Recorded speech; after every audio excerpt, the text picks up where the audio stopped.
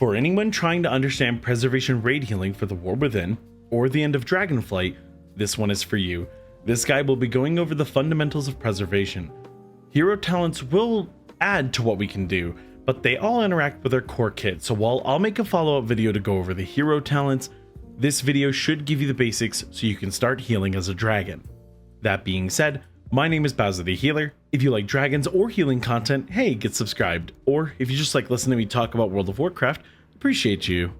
Let's start with two core mechanics that we use as Preservation: Smart Healing and Essence. Smart Healing is a system in the game that attempts to heal as much as possible when randomly selecting targets. Some moves like Chain Heal on Resto Shaman will jump from player to player healing, but will attempt to jump to those players who need healing whenever possible to maximize healing per second. Preservation has loads of Smart Healing. Spirit Bloom, Dream Breath, Leaping Flame, both used as a heal or as a damage, Emerald Communion Spillover Healing, and Echoes are a part of the Smart Healing logic. So yes, if you target no one with a Spirit Bloom and charge it up, or put a Dream Breath over a ton of targets, the game will try and pick targets who will get the most amount of healing, and it will consider Echoes. The logic is that if a target has an Echo, the game will attempt to ignore that target because more people healed is more HPS. But if there are no other valid targets, it'll double up. The double ups in Mythic Plus are very important for that smaller group size, but more players healed is more HPS in Raid. Now for clarity, you do direct heal with some of these moves and then they cleave heal their Smart Healing. However, it's very important to not overthink it. Smart Healing calculations are very frequent. So while it's nice to try and prioritize someone who needs more healing, don't take too long trying to find a good target where other players will snipe your heals. We want to make our healing as efficient as possible, and losing a 30 or 20 second cooldown because we were too slow feels pretty bad. But I know someone out there is worried about this. Please stop worrying about overhealing. It happens, and happens a ton on Preservation, I promise. As long as you attempt to smart heal when people need healing, you're fine. And sometimes you're literally healing nothing to farm for essence bursts, so ignore your overhealing and logs most of the time. Let's talk Echo Delivery. We already know Echoes are calculated in Smart Healing, but in addition, Echoes are either manually delivered by you at full potency with the Echo button, or by Temporal Anomaly's talent Resonating Sphere. These Echoes are 45% potency instead of the normal 105%, but they're still extremely useful. And Temporal Anomaly Echoes will never overwrite a previous Echo, so you can Echo people up, throw a Temporal Anomaly, and the job will be done on its own. Now, as for positioning, I generally assign myself in Raid to melee, as Preservation works well with melee stacks, but my co-healer Fyron, who also plays Preservation, will stack somewhere between the ranged groups at times. It depends on the fight of course, but because Echoes deliver as soon as possible from Temporal Anomaly, it's not a bad practice to pre-position for success, and as an example, I'll sometimes Temporal Anomaly backwards towards my ranged, and then throw the Dream Breath or Spirit Bloom at my melee. But position for what groups you want to cover for healing. Work with your other healers and healing profiles to find the spot where you can get the most work done. Working with a Mistweaver in melee for instance is one of my favorites, but if you have a Holy Paladin and a Mistweaver in melee, you might want to consider playing between the range groups so that you can turn and hit them. Now, both the standard Echo build and the Blossom build both use essence farming, so I'd like to go over that. Essence farming is when you toss out Temporal Anomaly and cash it out with Living Flames or Reversions. The Living Flame has a 20% chance of an essence burst, and Reversion a 15% chance. There is a talent in the War Within that is our current tier set for Preservation that dictates which is more important to you. If you have the instant cast Living Flame talents or tier set in Dragonflight, you may want to use Reversions for farm so that you can get instant cast Living Flames out of the deal and farm your Essence Burst. Otherwise, use Living Flames to cash out so you have a higher chance at that Essence Burst. So the basics of Essence farming are throw a Temporal Anomaly, cash it out immediately, and use the Essence. Use it on Echoes to set up a bigger setup for a burst heal, use it on Blossoms for the Blossom build, and use it on Disintegrate if you want to get some mana back and you're running the talent energy loop. I do want to mention mana management. Preservation, when played well, can restore a good amount of mana.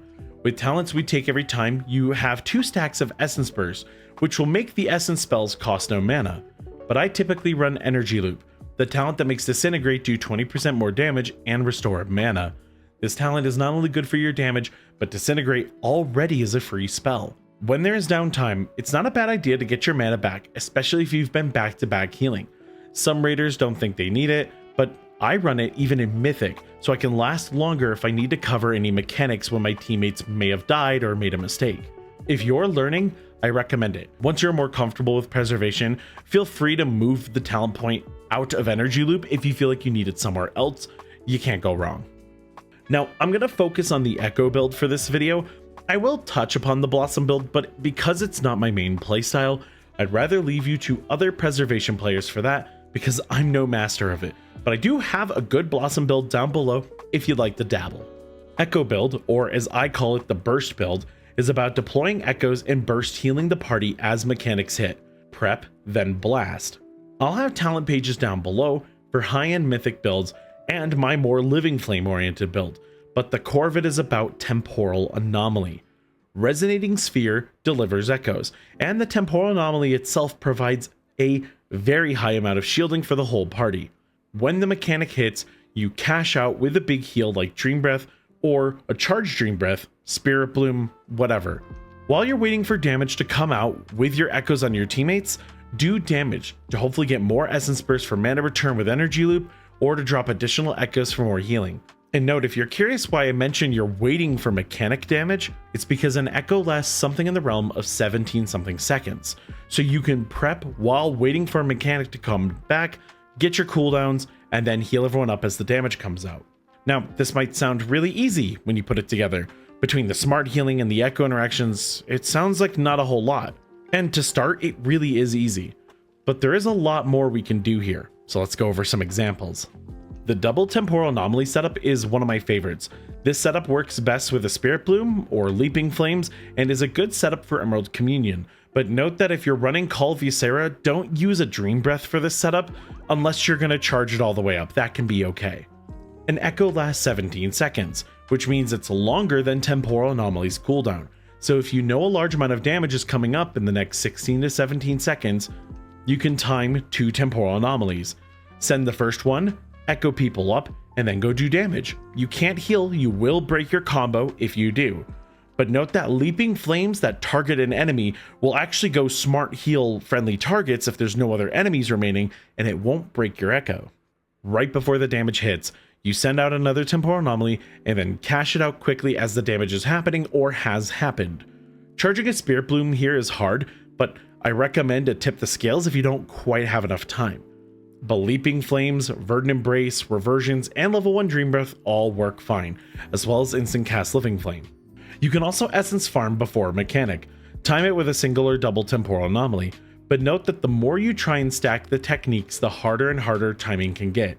But you can come up with some insane throughput if you find a good window for a setup. The best setup is a triple or quadruple temporal anomaly, but this is best as an opener, and I'll talk about that when I talk about stasis. Now the Blossom build, I'll show you the basics of it, but you run the Fluttering Seedlings talent and the talent right below it that gives you an RNG chance at a seedling making another Blossom. This build typically essence farms and drops a ton of blossoms when the damage comes out. After 3 blossoms go out, a cycle of life will come online. This will copy a percentage of the healing done and redistribute it after 10 seconds. This build is very fun, but it has mana issues that are hard to solve, requires good positioning from you and your teammate, and you need to aim a little bit. I recommend you learn the Echo build for fights that you can't blossom if you are interested in the Blossom build, but again, this isn't my main playstyle, so I recommend you look up other guides on the topic. Let's go over some of our bigger buttons. Stasis you already know, commonly taken in the Echo build and less so in the Blossom build. This baby can hold 3 non-emergency spells, and while my normal rule of load it up with at least 2 big heals between Temporal Anomaly, Spirit Bloom, and Dream Breath, there's a lot more to think about in Raid. First of all, a Temporal Anomaly at the start of a Stasis combo can sometimes leave lingering echoes. Because the spells in the Stasis cast back to back, there is a chance that your Temporal hasn't delivered all of its echoes yet. This isn't a big deal, you can still do a ton of healing with a Temporal Anomaly at the front, but it can affect some setups. Having your Temporal Anomaly at the back of your Stasis combo acts like a combo extender. Your stasis will blast its heals and then send out a temporal anomaly. And because stasis can be held for 30 seconds, it's easy to pair this with another temporal anomaly so you can have a quick double setup. For my next stasis trick, you might want to consider a double TA stasis.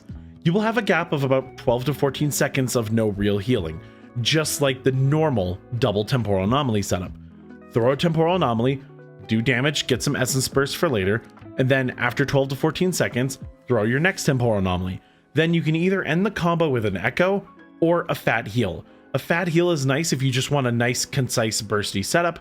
An echo won't break the temporal anomaly combo, so if you want to use this in conjunction with, say, another temporal anomaly or a bigger heal later, you can.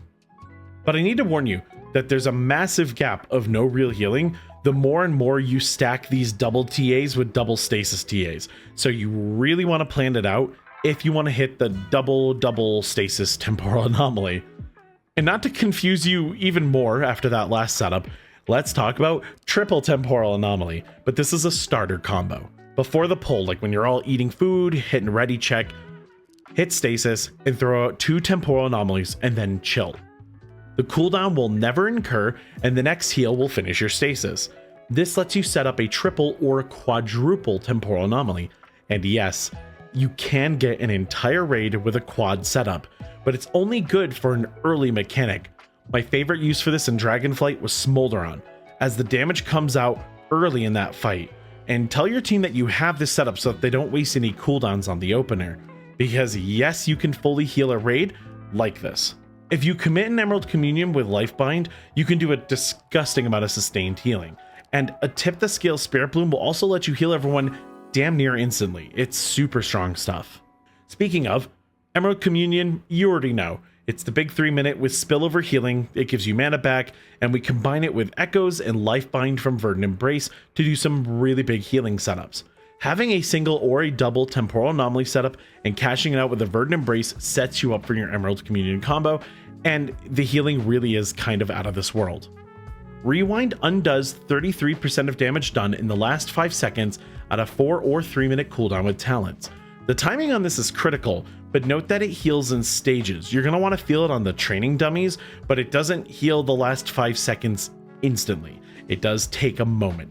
Dreamflight is a 2-minute that, like Deep Breath, makes you immune to crowd control and you blast, but this time it's blasting a direct heal and a heal over time as opposed to doing damage. This is uncapped, by the way.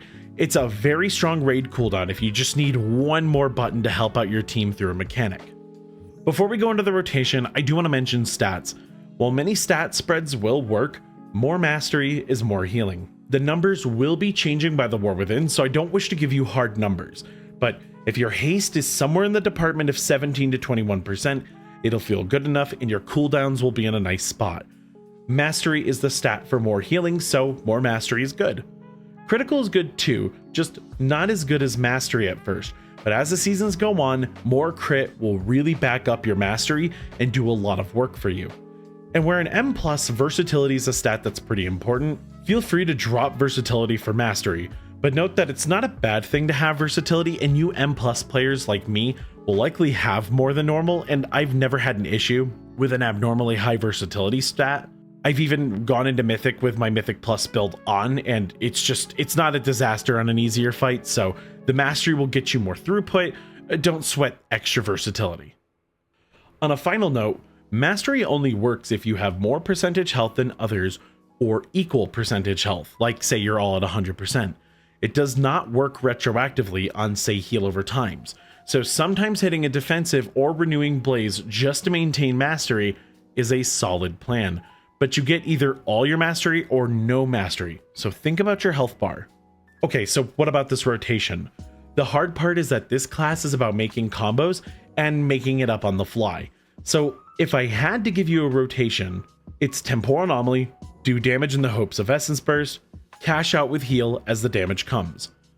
Double setups, essence farming, mana regen, gigantic stasis setups, double TA nonsense. Those are all factored in when you feel you need additional healing. You can react to damage with a setup and see if you need to send more. And as you learn the fights and where the damage is, you can time all of these better.